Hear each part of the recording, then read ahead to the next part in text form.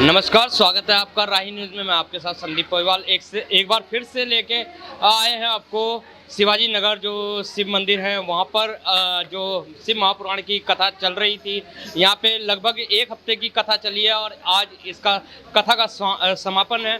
समापन में सबसे पहले हम आपको दिखा दे रहे हैं कि जो महिलाएं हैं, क्षेत्र की महिला कितने अच्छे तरीके से भजन कीर्तन करते हुए यहाँ पे नज़र आ रही है। ढोलक रखे हुए हैं, मतलब पूरे श्रद्धा भाव से भगवान शिव भोलेनाथ की पूजा अर्चना यहाँ पे हुई है और कथा का जो समापन है वो हुआ है। और कथा के बाद आज समापन है, तो समापन के साथ ही हम बात करते हैं पंडित जी से। नमस्कार पंडित जी। नमस्कार पंडित जी, शिव महापुराण कथा का यहाँ पे एक हफ्ते का पाठ चला था। इस पाठ के दौरान किन्हीं समस्याओं का सामना करना पड़ा है या भगवान भोलेनाथ ने आपकी सहायता करी है? देखिए, भोलेनाथ जी की कृपा से किसी प्रकार की कोई समस्या इस यज्ञ में उत्पन्न हुई।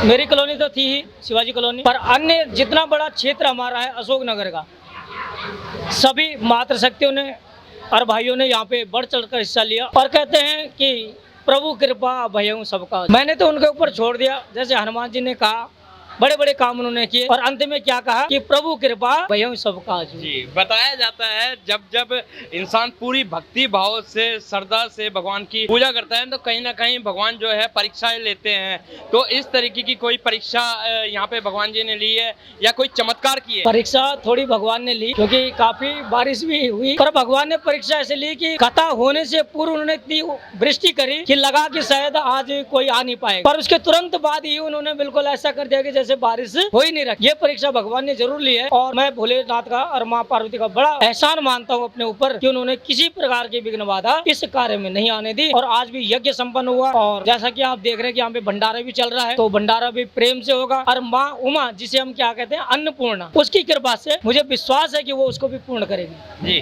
पंडित जी, इतनी भीड़ आई है, श्रद्धा लेके आई है, क्योंकि बोलते हैं चमत्कार को ही नमस्कार है। ऐसा कोई चमत्कार इस दौरान कथा के दौरान देखने को मिला है यहाँ? जी, चमत्कार तो देखिए, जो मातृशक्ति हमारी है श्रीमती नंदायरी जी, इन्होंने इसमें बहुत बड़ा सहयोग किया है। ये कहते हैं ना कि संगठन में ही शक्ति है। इन्होंने इतने भक्तों को यहाँ पर इकट्ठा कर दिया कि मैं 2012 से यहाँ पे शिव पुराण कर रहा हूँ। या देवी भागवती मैंने करी है, भागवत मैंने करी है, पर आज जितनी भीड़, इस समय जितनी भीड़ यहाँ मंदिर में हुई, कम से कम 300-400 लोग यहाँ पे रहते। कई भक्तजन तो ये देख के चले गए कि यहाँ मंदिर में जगह ही नहीं। तो ये भगवान का बड़ा चमत्कार मैंने इस समय देखा कि प्रभु हमने ध्याया और आपने उसका 10 गुना करके हमें दिया। अच्छा, एक बात और बोली जाती है कि जैसे कि कलयुग चल रहा है, लेकिन जब कलयुग अपने समापन की ओर चलेगा तो भक्ति भाव और ज़्यादा बढ़ेगी या घटेगी, ये थोड़ा सा एक लोगों के मन में भी है, संशय में है। तो संशय देखिए कि धर्म कभी नष्ट नहीं होगा, चाहे कलयुग कितना भी जोर लगा ले, धर्म कभी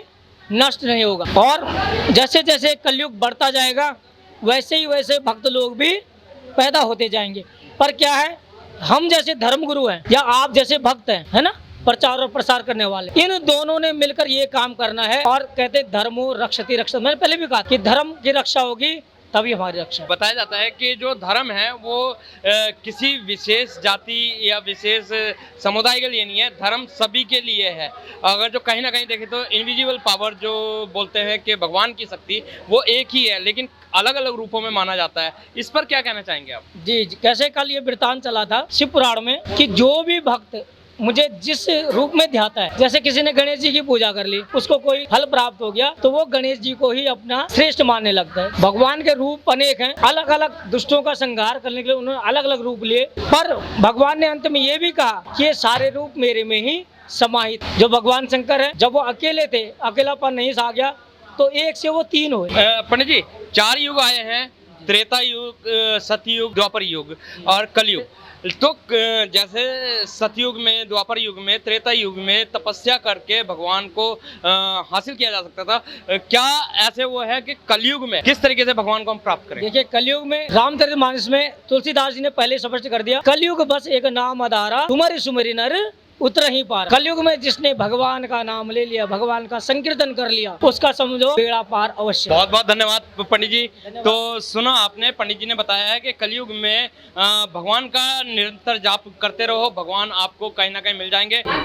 इस वक्त पहुंच चुके हैं खानपुर विधानसभा के पूर्व विधायक कुंवर प्रणव सिंह, जो कि हमेशा देखा जाता है कि धार्मिक स्थानों पे सबसे ज़्यादा पहुंचते हैं और सबसे ज़्यादा बढ़ चढ़ के हिस्सा लेते हैं। विधायक साहब से भी जान लेते हैं कुछ बातें। विधायक साहब, आज शिव महापुराण की 1 हफ्ते की कथा हुई है, क्या समझते हैं कि इस तरीके के आयोजन होने चाहिए या नहीं? देखिए, नहीं का तो सवाल ही नहीं है। सनातन धर्म का यहाँ पूरी प्रतिष्ठा है। पवित्र श्रावण मास में सनातन धर्म में बहुत महत्व होता है और ऐसे में शिव जी की जो आराधना करता है उसको बहुत पुण्य प्राप्त होता है, सपरिवार लाभान्वित होता है। तो हमारे यहाँ शिव महापुराण का जो पाठ हुआ है, हमारे ये पूरी की पूरी जो कॉलोनी है, मैं पूरे कॉलोनी वासियों को, अपने ढंढेरा क्षेत्र वासियों को और पूरे विधानसभा वासियों को इसकी शुभकामनाएं दूंगा। और पर्टिकुलरली जो हमारे यहाँ के कॉलोनी वासी हैं, जो यहाँ के अध्यक्ष जी हैं, यहाँ के पूर्व अध्यक्ष कैप्टन विजय पवार जी हमारे साथ हैं, हमारे जिला दूध संघ के चेयरमैन डॉक्टर रणवीर सिंह हमारे साथ हैं, हमारे एक सर्विसमैन सुबोध शर्मा हमारे साथ हैं, हमारे पूर्व मंडल अध्यक्ष विकास पाल हैं, हमारे मंडल महामंत्री हैं प्रमोद धीवान जी, मेरी धर्मपत्नी रानी देवयानी सिंह जी, सब लोग आए हैं। देखिए, शिव जी का महत्व बहुत बड़ा महत्व है। त्रिपुरारी को कहा गया है, सृष्टि के पालनकर्ता, रचयिता पूरी तरह से शिव जी महाराज हैं और आराध्य देव, हमारे तो आराध्य देव भी हैं। भगवान महादेव भोलेनाथ आशुतोष का जो मनन करता है पवित्र श्रावण मास में, बहुत ही उसको धर्म लाभ मिलता है, उसका पिछला अगला सब सुधर जाता है और ईश्वर की महाकृपा प्राप्त होती है। मेरी तो मनोकामना है कि जो शिव भक्त, हमारी माताएं बहनें और हमारे भाई यहाँ पे आए हैं, उनकी उचित मनोकामनाएं पूर्ण हो और उनके जीवन में शिव जी के आशीर्वाद का पूरा लाभ उनको प्राप्त हो। विधायक साहब, देखा जाता है कि महिलाएं सबसे ज़्यादा भक्ति भाव में बढ़ चढ़ के हिस्सा लेती हैं, लेकिन वहीं पुरुष उनकी अपेक्षा बहुत कम होते हैं। और साथ ही युवा के लिए हम पूछना चाहेंगे, क्या संदेश देना चाहेंगे आप, जो युवा भक्ति को नहीं मानते हैं? देखिए, माताओं बहनों का तो वास्तव में आपने सत्य कहा, इन्हीं के ही भजन पूजन से पुरुषों का जीवन चल रहा है, क्योंकि पुरुष उतना धर्म का लाभ का कार्य नहीं करते हैं। पुरुष अपने जीविकोपार्जन में, अपनी जिम्मेदारियों में, नौकरियों में, बहुत सी चीज़ों में व्यस्त होता है। तो वास्तव में माताएं बहनें ही, महिलाएं ही इसका पूर्णतः कर्णधार हैं। रही बात युवाओं की, देखिए, हमारे भारतवर्ष में ये बहुत अनिवार्य है कि जो हमारे पूर्वज थे, जो हमारे देवी देवता थे, उनके संस्कारों का अनुकरण हम करें। अब रामचरितमानस का मोचन होता है, उसमें मर्यादा पुरुषोत्तम श्री राम का जो चरित्र था, उसके अनुकरण का आग्रह हम करते हैं प्रतिवर्ष। ऐसे ही हमारे धार्मिक कार्य जो हैं, हमारे युवाओं को, हमारे बेटे बेटियों को बहुत आवश्यकता है कि उनको जाने, जिससे कि पाश्चात्यता का जो एक अंधकार फैलता जा रहा है भारतवर्ष में, उस अंधकार को रोका जाए और सनातन के सूर्य की प्रतिभा इस देश में प्रखर हो और हमारे नौजवानों का जीवन अपना मनोरथ सिद्ध करने में सफल। अब वैदिक काल में उससे पहले के समय में सतयुग था, द्वापर, त्रेता युग आया है, उसमें कहाँ था ये सब चीज़ें? ये तो कलयुग की देन है। कोई नहीं कहता था कि आप भगवान की से प्रेरणा लेकर के आप मदिरा का पान करें, आप भांग का पान करें, बिल्कुल नहीं, वर्जित है। आप अपने चरित्र को बनाएं, व्यायाम करें, ब्रह्मचर्य का पालन करें, शक्ति का उत्सर्जन करें, अच्छा खाएं, तो ऐसे में आपके अंदर सदोगुण उत्पन्न होंगे, तमोगुण उत्पन्न होगा। तामसिक भोजन ना करें, सात्विक भोजन करें। तो मैं तो इसके विरुद्ध हूँ। नशे का बिल्कुल हम प्रचार नहीं करते। जो हमारे फिल्म स्टार या कोई अन्य इसका करते हैं, उसका विरोध करता हूँ। और युवाओं से भी कहता हूँ कि बहाना ना बनाएं अपने व्यसनों को बढ़ाने का। ये मात्र एक बहाना है व्यसन को बढ़ाने का। कोई देवी देवता नहीं कहता कि आप मादक पदार्थों का, नशीले पदार्थों का सेवन करें, ये बिल्कुल गलत है। जी, किस तरीके से शिव शंकर भगवान को प्रसन्न करना चाहिए, जो वो खुश होएं और दुख दूर होएं लोगों के? देखिए, वैसे तो कौन प्रसन्न कर पाएगा? शिव जी को प्रसन्न करना तो किसी की औकात नहीं, लेकिन भोलेनाथ हैं, भोले हैं। आप सच्चे मन से अगर फूल भी अर्पण कर दोगे, उससे भी प्रसन्न हो जाएंगे। लेकिन जो हमारे वेद पुराणों के अंदर एक सामयिक प्रक्रिया दी गई है, रुद्राभिषेक की दी गई है। शिवजी महाराज का सोमवार के दिन यदि रुद्राभिषेक किया जाए तो शिवजी महाराज बहुत प्रसन्न होते हैं। बहुत बहुत धन्यवाद विधायक साहब। तो ये थे हमारे साथ पूर्व विधायक कुंवर प्रणव सिंह, जिन्होंने बताया है कि अगर जो सोमवार के दिन रुद्र अभिषेक किया जाए तो शिव शंकर भोलेनाथ हैं, भोले हैं, बहुत जल्दी प्रसन्न हो जाते हैं। वैसे तो इतनी जल्दी नहीं प्रसन्न होते, तो क्योंकि देखा गया है चैंपियन जो प्रणव सिंह जी हैं बहुत ज़्यादा भक्ति भाव रखते हैं और शिव के परम पुजारी हैं। तो इसी के साथ हमारे साथ यहाँ पे रानी देवयानी जी भी हैं, उनसे भी जानते हैं कुछ बातें कि किस तरीके से वो लेती हैं इस भक्ति भाव को। तो अभी सुना आपने जो पूर्व विधायक कुंवर प्रणव सिंह हैं, उनकी बात सुनिए कि सोमवार के दिन रुद्र अभिषेक करने से शिव भोलेनाथ बहुत जल्दी प्रसन्न होते हैं। यहाँ पे रानी देवयानी जी भी हमारे साथ हैं, उनसे भी जानते हैं। मैम, सबसे पहले तो जानना चाहेंगे महिलाओं के ऊपर कि महिलाएं सबसे ज़्यादा देखा जाता है कि जिस भी तरीके के धार्मिक प्रोग्राम होते हैं या भक्ति होती है, महिलाएं सबसे ज़्यादा हिस्सा लेती हैं, क्योंकि वो सरल हृदय होती हैं और भगवान से उनका डायरेक्ट लिंक वो महसूस करती हैं, एक सपोर्ट महसूस करती हैं, एक कहते हैं ना ब्रह्मांड में एक सपोर्ट होती है, वो महसूस करती हैं महिलाएं, इसलिए वो भगवान से ज़्यादा लिंक रहती हैं। जी जी। वैसे सावन मास चल रहा है, शिव शंकर भोलेनाथ वैसे तो बोले ही हैं, सभी ने बता दिया, लेकिन आपका क्या तर्क होगा कि किस तरीके से शिव शंकर भोलेनाथ को हम प्रसन्न करें और किस तरीके से अपने दुखों से छुटकारा पाएं? देखिए, हम बचपन से ही सुनते आ रहे हैं कि भोलेनाथ भोलेनाथ है, भोले बाबा हैं, उनसे आप जो भी कहोगे वो एकदम आपकी स्वीकार करते हैं, मन्नत मानते हैं। और मैं बचपन से देखती आ रही हूँ, हमारे परिवार में भी ये सब चलता है और हम लोग बचपन से भगवान से प्रार्थना करते हैं और मैंने ये देखा कि मैंने जो भी भगवान से मांगा वो आज तक पूर्ण हुआ जी। तो मैं भगवान के चरणों में हमेशा अपने नतमस्तक होती हूँ और उनसे आशीर्वाद लेती हूँ और मुझे उनका आशीर्वाद मिलता भी है। क्या संदेश देना चाहेंगे उन लोगों को जो भक्ति भाव से दूर जाते हैं और ये मानते हैं कि भगवान नाम की कोई चीज़ नहीं है, भगवान है ही नहीं? नहीं, ऐसा मैं नहीं कह सकती, क्योंकि भगवान तो है, कोई शक्ति ज़रूर है जो हमें एक सपोर्ट करती है। मैंने अपने जीवन में भी देखा है कई बार कि एक शक्ति ज़रूर है जो हमें एक इनडायरेक्टली, और ऐसा नहीं है कि उसका रूप होना चाहिए, एक शक्ति है, वो शक्ति आपको ना प्रोटेक्ट करती है, हर चीज़ से, हर बुराई से आपको प्रोटेक्ट करती है। तो मैं मानती हूँ कि हर उस इंसान को ईश्वर को मानना चाहिए जो नहीं भी मानता है, क्योंकि बहुत से लोग मैंने देखा, आप सही कह रहे हैं कि नास्तिक भी होते हैं और बहुत सी एजुकेशन आजकल इस तरीके की कराई जा रही है कि अरे भगवान नहीं है, पर ऐसा नहीं है। मैं मानती हूँ कि भगवान है, आज भी ईश्वर है और उनको मानना चाहिए। क्या संदेश देना चाहेंगी, खासतौर से महिलाएं हैं आप, तो महिलाओं के लिए कि किस तरीके से अपने घर में आप भगवान को स्थापित कर सकते हैं या भगवान को ला सकते हैं, या कोई भी पॉजिटिव एनर्जी है उसका जो एक घर के अंदर है बोलते हैं उसको कि घर के अंदर प्रवेश करवा सकते हैं? नहीं, घर के अंदर कर्म अच्छे होने चाहिए। मेरा आई बिलीव इन कर्मास। अगर हम कर्म अच्छे करते हैं तो हमें भगवान का आशीर्वाद ऑटोमेटिकली मिलता है, और घर में हो या बाहर हो, भगवान तो हर जगह। देखिए, मेरा मानना है महिलाओं को अर्ली मॉर्निंग उठना चाहिए और उठती भी हैं बहुत सी महिला, हम लोग उन्हीं में से हैं। हम सबसे पहले उठकर अपने ईश्वर को प्रार्थना करते हैं, नहाने धोने के बाद हम पूजा करते हैं, उसके बाद हम घर की सफाइयाँ करवाते हैं। तो इस तरीके से मैं सोचती हूँ कि एक पॉजिटिव एनर्जी घर में रहती है और उसी तरीके से भगवान हमारे घर में हमेशा रहते हैं, कर्म अच्छे करते हैं।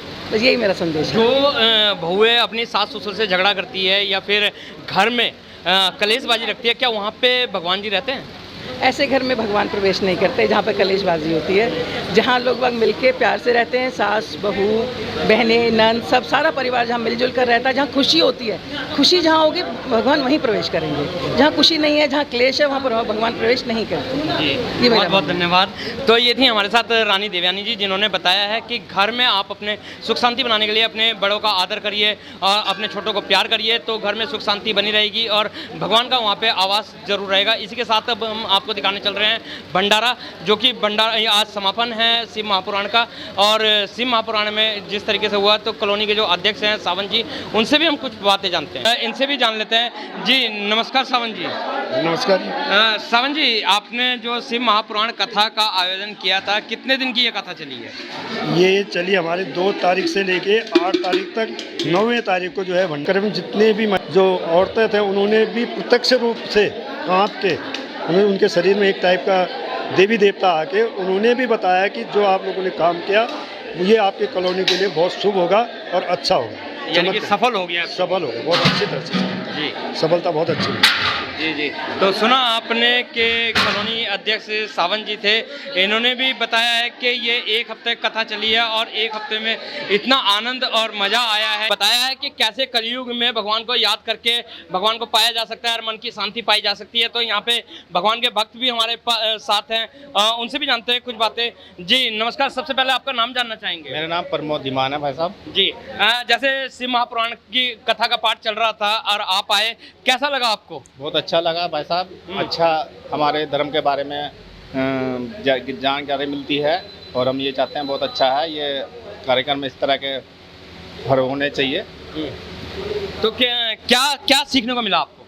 धर्म ज्ञान है भाई साहब, ये धर्म के बारे में बताया जाता है हमारे। तो धर्म के बारे में बताया जाता है। यहीं पे हमारे साथ जो पूर्व के अध्यक्ष है उत्तराखंड युवा संगठन के हेमंत बड़ौतवाल जी, वो भी मौजूद हैं। जी हेमंत बड़ौतवाल जी, शिव महापुराण का जो कथा चली थी यहाँ पे, आप निरंतर बने रहे, कैसा महसूस कर रहे हैं? देखिए, मुझे गौरव है कि हमारी कॉलोनी में हर साल की भांति, इस गत वर्ष की भांति इस साल भी जो है शिव पुराण कराया गया। और शिव पुराण सीखने के लिए है क्योंकि महादेव त्रिकालदर्शी हैं और वो फ्यूचर के स्वामी वही हैं। तो हमें बहुत कुछ सीखने के लिए मिलता है, क्योंकि महादेव को तो केवल एक जल का लोटा और सरल हृदय से याद करना होता है। जो भी उनको याद करता है उनके सबके बिगड़े काम बनते हैं। और यही हमें सिखाया गया कि जितना सरल और जितना बिगड़ बनावटी रहोगे, ईश्वर बनावट को नहीं देखता, सरलता को देखता है। तो हमें ये जो हमारे पंडित जी हैं माननीय खंकरियाल जी, उन्होंने बताया जितना सरल रहोगे, जितने सादे विचार रहेंगे, ईश्वर की सरलता को पहचानता है। और महादेव में सरलता है, वो बनावट नहीं है, त्रिकालदर्शी है। उनको तो केवल एक जल लोटा आप चढ़ा दें सच्चे मन से तो ईश्वर प्रसन्न हो जाते हैं। तो आप जितना सरल रहेंगे और महादेव के प्रति आप आस्थावान रहेंगे, तो ईश्वर आपको हमेशा, महादेव आपके साथ में रहेंगे और आपके काम बनते रहेंगे। जी, तो सुना हेमंत बड़ौतवाल जी ने बताया कि महादेव एक कितने सरल भगवान है कि एक लोटा जल का सच्ची मन से चढ़ा दें तो कहीं ना कहीं आपकी मनोकामना को पूरा करेंगे। यहाँ पे पूर्व मंडल अध्यक्ष विकास पाल जी भी हमारे साथ हैं। विकास पाल जी, क्या महसूस कर रहे हैं आप? आज इस तरह के जो आयोजन यहाँ पर शिव महापुराण हुई, ये निरंतर होने चाहिए क्षेत्र में। और ये भगवान इस क्षेत्र में सिद्धि बुद्धि से अर्पित करे। सावन का पवित्र महीना चल रहा है, क्योंकि इस बार सावन के दो महीने का सावन है। तो उस सावन के पवित्र महीने में शिव महापुराण का एक अलग ही महत्व है। और इस क्षेत्र के लोगों को भगवान भोलेनाथ जी उन पर अपनी कृपा विशेष रूप से बनाए रखेंगे। और भगवान भोलेनाथ ऐसी जो क्षेत्रवासी हैं सब पर कृपा बनाए रखे, ऐसी मेरी कामना। जी, क्या कहना चाहेंगे आप? देखिए, सावन का इस पवित्र माह में शिव पुराण सुनने का एक अलग ही महत्व है। और ये हमारे देश का जो है, हमारी संस्कृति को, हमारे धर्म में बहुत महत्वपूर्ण का स्थान है। और शिव तो अपने आप में शिव है, और वो जो भी है, हम यही संदेश देना चाहेंगे कि लोग इससे जुड़ें, ताकि हमारे हिंदुस्तान में धर्म के आधार पर, एकता के आधार पर लोग एक साथ संगठित होकर ऐसे धार्मिक अनुष्ठान करते हैं। जी, तो सुना आपने कि धर्म के साथ जुड़ने के लिए ऐसे प्रोग्राम होने चाहिए। भाई साहब, सावन माह के अंदर जो यहाँ पे शिव महापुराण देव हैं, महादेव हैं, और भारतवर्ष के अंदर जो है ना प्रसिद्ध शिवलिंग जैसे रामेश्वर, नागेश्वर, वेदनाथ, केदारनाथ, मल्लिकार्जुन, सोमनाथ, महाकाल, ओंकार, त्रंबकेश्वर, घुसमेश्वर, भीमेश्वर, जगतार, काशीपति, विश्वनाथ, मंगल में अघार, भूतनाथ, मृत्युंजय, महामृत्युंजय अनेक शिवलिंगों के रूप में उपस्थित है। तो ये एक संदेश है कि भाई सृष्टि जो है, सृष्टि यानी काल,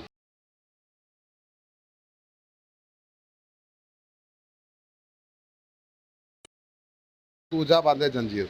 जैसे हम अपने कर्म करेंगे, भगवान में अपनी आस्था रखेंगे, क्योंकि यहाँ के कर्म यहाँ काम आएंगे, वहाँ के कर्म वहाँ काम आएंगे। इसलिए आपने देखा, रामायण में भी कहा गया है कि तात स्वर्ग अपवर्ग सुख धरे तुला एकंग, तुल ने ताही सकल मिले जो शुक्ला सत्संग। अर्थात जो संतों की श्रेणी उस पास में रहेगा, वो इन भौतिक सुखों से ज़्यादा सुख है संत वाणी में। इसलिए मैं कहूँगा ये कार्य होते रहने चाहिए, संतों का साथ मिलना चाहिए, और भक्तों को और श्रद्धालुओं को जरूर माह में एक बार अपने साथ बैठना चाहिए, ताकि लेकिन एक चीज बोली गई है कि एक है, दुख में सिमरन सब करे, सुख में करे ना कोई, सुख में सिमरन करे तो दुख काहे को होए। तो आज का जो इंसान है वो कहीं ना कहीं अपने स्वार्थ के लिए भगवान के पास आ रहा है। जब दुख होता है तब तो भगवान के चरणों में आता है, जब सुख होता है तो भगवान को भूल जाता है। क्या कहना चाहेंगे कि कहाँ तक सही है ये?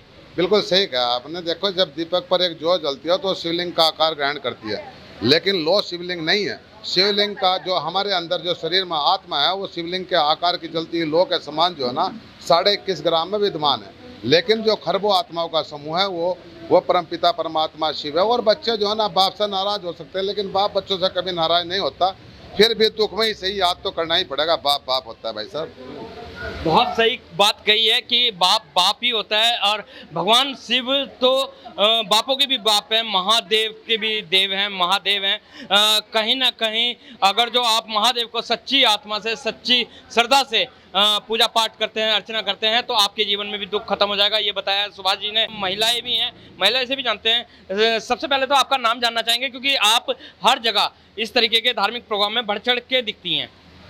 नमस्कार, मेरा नाम है ममतेश चाहल, इजीली सब ममता बोलते हैं। और हमारी ये शिवाजी कॉलोनी है। यहाँ पर हर 3 साल बाद जैसे पुरुषोत्तम मास आता है, तो पंडित जी वैसे हर साल ही कुछ ना कुछ प्रोग्राम करते हैं, लेकिन इस पुरुषोत्तम मास को और उत्तम बनाने के लिए इस साल यहाँ पे शिव महापुराण का पाठ किया गया। अब बहुत समय हो जाता था, मिल नहीं पाते थे, कोई मंदिर कभी आ रहा है, कोई कभी आ रहा है। अभी इस बहाने से सभी मिले हैं, तो कई बार ऐसा होता है मन के कुछ भेदभाव हैं वो भी सब ठीक होते हैं। तो एक त्योहार जैसा माहौल है पूरी कॉलोनी में, हर घर में, हर कोई सुबह शाम आ रहा है। और इसका श्रेय जाता है हमारी नंदा एरी जी, हमारी कॉलोनी अध्यक्ष श्री नंदा एरी जी, और हमारी कॉलोनी जी पुरुष अध्यक्ष सामंता जी, देव सिंह सामंता जी। बहुत बहुत मेहनत करते हैं ये लोग। हम चाहे ना कुछ भी कह दें, हंसी मजाक में, प्यार में, लेकिन ये कोई कमी नहीं छोड़ते। छोटे बच्चों की तरह हम सबकी देखभाल करते हैं। ममता जी, देखने को मिला है कि पुरुष की अपेक्षा महिलाएं ज़्यादा वो करती हैं, तो बताया जाता है कि महिलाओं को ज़्यादा दुख होता है। तो क्या आपके ऐसे दुख हैं जो भगवान के चरणों में आके खत्म हो गए?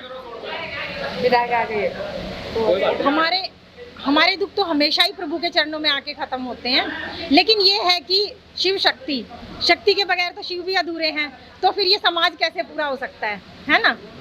तो आप ही बताइए, जहाँ भी भजन कीर्तन होते हैं सबसे ज्यादा माता जी के भजन होते हैं, शिव जी के तो खाली श्रावण मास में ही होते हैं। तो यही एक संकेत है कि शक्तियाँ हमेशा आगे रहती हैं। और इसी के साथ ही हमारे साथ नंदा हेरी आंटी भी मौजूद हैं, जो कि बढ़ चढ़ के हिस्सा लेती है। और सभी महिलाओं से अगर जो पूछा जाए तो नंदा हेरी आंटी को बहुत ज़्यादा श्रेय दिया है। जी आंटी, क्या कहना चाहेंगे आप? मैं पहले आपका ये राई चैनल का बहुत बहुत धन्यवाद देती हूँ। राई चैनल का जो हमेशा एक फ़ोन में उपलब्ध होते हैं, हमारे पास पहुँच जाते हैं। मैं आपको बहुत बहुत धन्यवाद देती हूँ कि जो आज हमारे 1 हफ्ते का शिवाजी कॉलोनी में महाशिव पुराण का कार्य हुआ मंदिर में, पूरे नगर के क्षेत्र के हम 12 कॉलोनी के मिलजुल के सबने इस महापुराण का ज्ञान और स्मरण सभी ने ज्ञान लिया है। और आज हमारा लास्ट दिन का ये भंडारा, धर्मशाला में भंडारा का कार्यक्रम चल रहा है यहाँ। और जो हमारी शिवाजी कॉलोनी है, ये शिवाजी कॉलोनी शिव के नाम से ये शिवाजी कॉलोनी रखी गई है। शिव जी अजन्मे, वो अजन्मे शिव भोले बाबा। यहाँ के हमारे कॉलोनी के ये शिव जी की कॉलोनी है, शिवाजी कॉलोनी। वो आगे आदर्श शिवाजी नगर, शिव की नगरी है वहाँ, वो आगे की शिव की नगरी है, ये शिवाजी कॉलोनी है। तो हम दोनों कॉलोनी मिलजुल के जहाँ भी वहाँ हो वहाँ भी हम ऐसे जाते हैं। यहाँ भी हमारी ये शिवाजी कॉलोनी में भी प्रोग्राम होता है बढ़ चढ़ के। जो महिलाएं हैं शिवाजी कॉलोनी की, इतनी कर्मठ है ये, इनको मैं बहुत बहुत धन्यवाद दूंगी। इन बहनों ने बहुत अच्छा कार्य निभाया है और आगे को भी हम ऐसे करते रहते हैं कार्य। और जो हमारे कॉलोनी के अध्यक्ष देव सिंह सावंत जी बहुत अच्छे कर्मठ हैं, उनके आज्ञा से ये सारा कार्य हुआ है और वो कार्य संपन्न अभी सारे महिलाएं कर रही हैं। सारी महिलाओं को भी मैं धन्यवाद देना चाहती हूँ। यही मेरी मनोकामना जो थी, मेरी मन में भी इच्छा थी ऐसा होना चाहिए, वैसा ही हुआ और मैं बहुत खुश हूँ मेरी बहनों से। आज भी ये बढ़ चढ़ के हिस्सा ले रहे हैं, बहनें या पुरुष, बच्चे, पुरुष भी और बच्चे भी, सभी अपना कार्य जिम्मेदारी से निभा रही है। तो इसी के साथ जय भोलेनाथ की बोल दो जरा। भोले बाबा की जय। और एक बात और कहना चाहती हूँ, अब हमारा 21 तारीख से जो ये शिव पुराण खत्म हुआ, हम गौरा मैया का प्रोग्राम चल रहा है। गौरा मैया का यही कहानी है कि गौरा और शिव पार्वती की, हम उनको हेम राजा और महेश्वर गौरा माँ से हम पूजन करते हैं। 4 दिन का वहाँ भी पूजन होता है, उधर तो आप आते ही हो और 21 तारीख से वहाँ भी आपने आना है। पूरा नगर और पूरा क्षेत्र, कॉलोनी उमड़ दुमड़ के वो कार्य भी करेंगे। जी जरूर आंटी, जरूर, क्योंकि राही न्यूज़ यानी कि मुसाफिर कहा जाए तो मुसाफिर चलते चलते कहीं भी पहुंच जाते हैं, तो जैसे आपने बताया है हम वहां पे भी पहुंचेंगे। जी क्या कहना चाहेंगे भाई साहब? राही न्यूज़ चैनल को मेरा धन्यवाद बहुत बहुत। हमारा ये भंडारा जो हुआ बहुत ससे हुआ, भंडारे में कोई चीज़ कमी नहीं पड़ी, काफ़ी हज़ारों आदमी की संख्या में यहाँ पे भोजन किया गया, बहुत प्रसाद बांटा गया, अच्छा रहा। जो भी फंक्शन हो अच्छा हो, इसी तरह हो तो अच्छा भी लगता है। पूरे तीनों कॉलोनी यहाँ पे आके भोजन प्रसाद ग्रहण किया है, इसके लिए मैं भोले बाबा का धन्यवाद करता हूं और यहाँ की जितनी अध्यक्ष सहपाठी जितने भी हैं उनका मैं धन्यवाद करता हूं जो इस प्रकार अच्छा सा कार्य करा हो पाया। तो सुना आपने, क्षेत्रीय जो स्थानीय लोग हैं उन्होंने भी कॉलोनी के अध्यक्षों का धन्यवाद किया कि इस तरीके के जो प्रोग्राम करवाते हैं, प्रेरणादायक वो प्रोग्राम हैं रहते हैं इनके, तो इसी तरीके के प्रोग्राम होते रहने चाहिए ताकि हमारी संस्कृति जो है जीवित रहे। तो इसी के साथ बने रहिए राही न्यूज़ में, इसी तरीके के धार्मिक आयोजनों के साथ हम आपके बीच में निरंतर आते रहेंगे। जब तक के लिए दीजिए इजाज़त। जय हिंद, जय भारत, जय उत्तराखंड।